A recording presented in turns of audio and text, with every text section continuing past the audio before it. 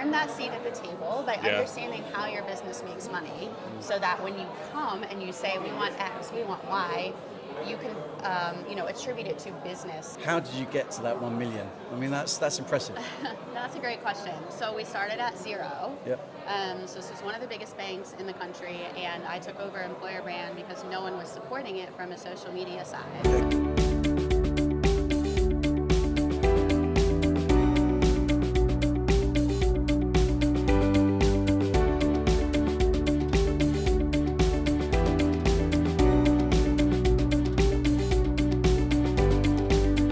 Hi Nicole, how you doing? Doing well, how are you? Yeah, good. Well, thanks for joining us. It's great to see you on stage this morning.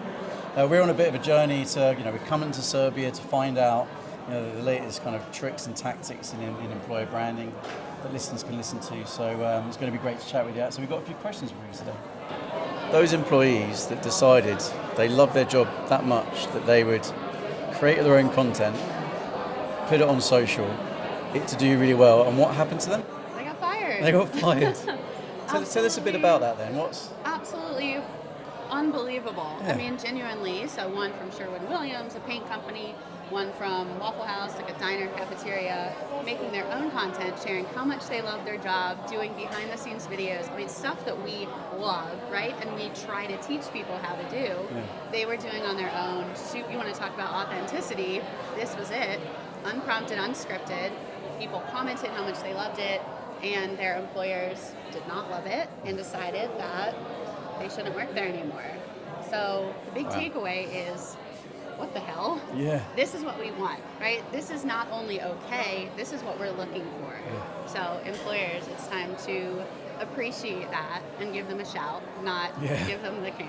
Right? They took a positive PR spin to a negative PR spin, right? They within did it to within themselves. a day. I mean, truly, they were, blasted on social, and rightfully so. Well, you'd pay people to do that for you, to get that kind of reach as well. 100%. Do we not pay influencers sometimes? No. At some companies, Same we have thing. them for free. Yeah, exactly.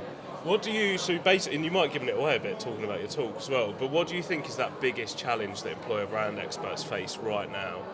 So there are a couple, but the biggest for me is the lack of business acumen. So we hear a lot and we say a lot, I want a seat at the table, right? We need to get a seat at the table. Okay, earn that seat at the table by understanding how your business makes money, so that when you come and you say, we want X, we want Y, you can attribute it to business implications. And that's something I'm working on really intentionally right now. Listen to those, earnings calls, understand the balance sheet, have conversations with leaders who will usually happily explain to you, hey, here's what's coming up, here's what's going on. Bit of stakeholder management, isn't there? Well, massively stakeholder management that needs improving in the community as well. Exactly, and it only helps you strengthen your explanations on employer brand because you can speak their language. Yeah, 100%. And what advice would you give employer branders out there who are listening to this?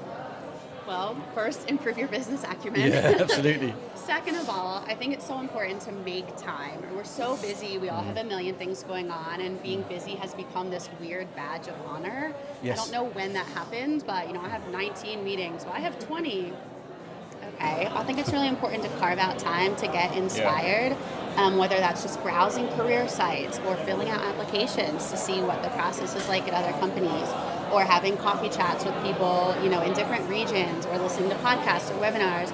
There's so many free opportunities to educate ourselves on best practices and where we can elevate our own work, but making that time is crucial. Yeah, absolutely. Do you think, as an employer branding expert, do you think there's any advice for those people looking at opportunities to look out for in particular? So a candidate To look out for. In terms of advice, maybe top tips to look out for when you're looking for a company based on your experience in employer branding.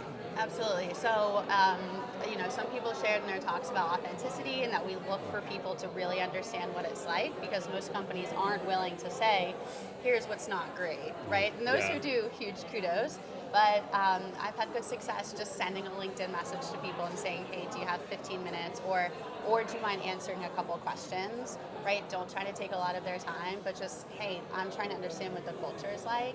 The other thing is, instead of saying, in an interview, tell me about the culture, what is the culture like?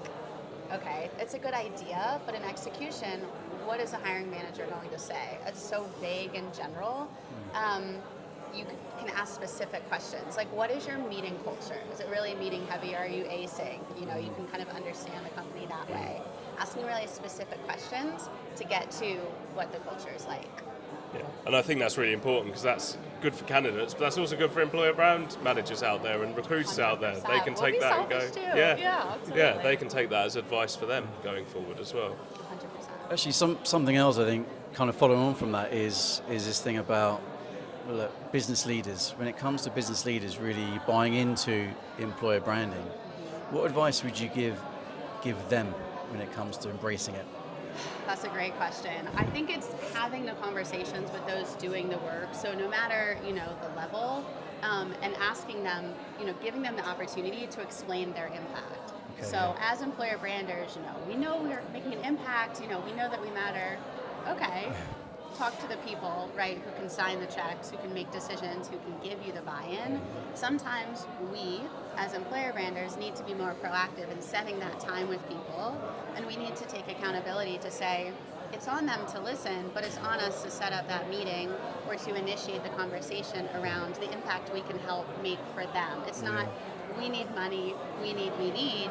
It's framing it appropriately and saying, what's your biggest challenge?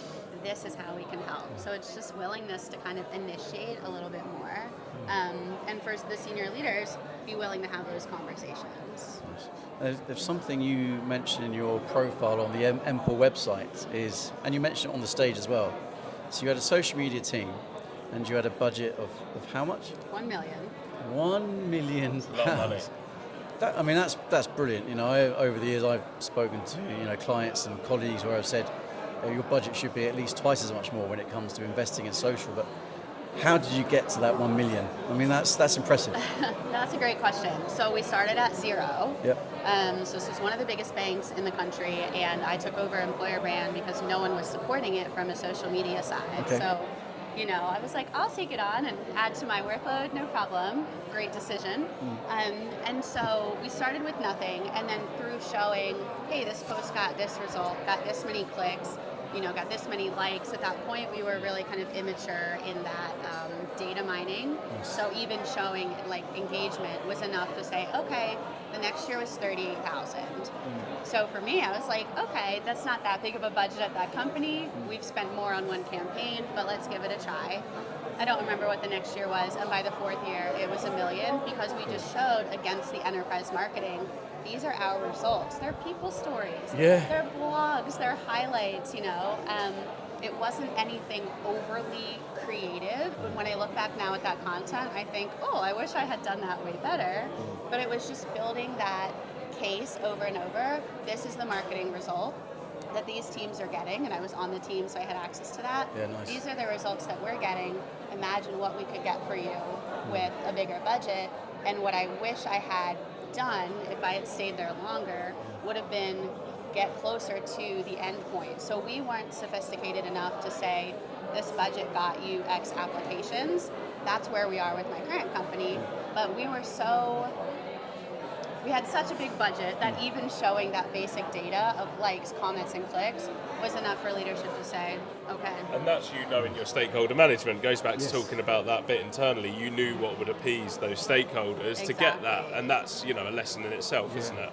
Yeah, Test and scale is good, isn't it? You've got to start somewhere and then always. keep going, but keep learning and sharing that data with other people. Yeah. Absolutely. Thanks very much. Thank you guys so much. Yeah, it's been a busy day, but I appreciate you taking the time out chatting with us. Absolutely. Always good to. Thank you. Thank you.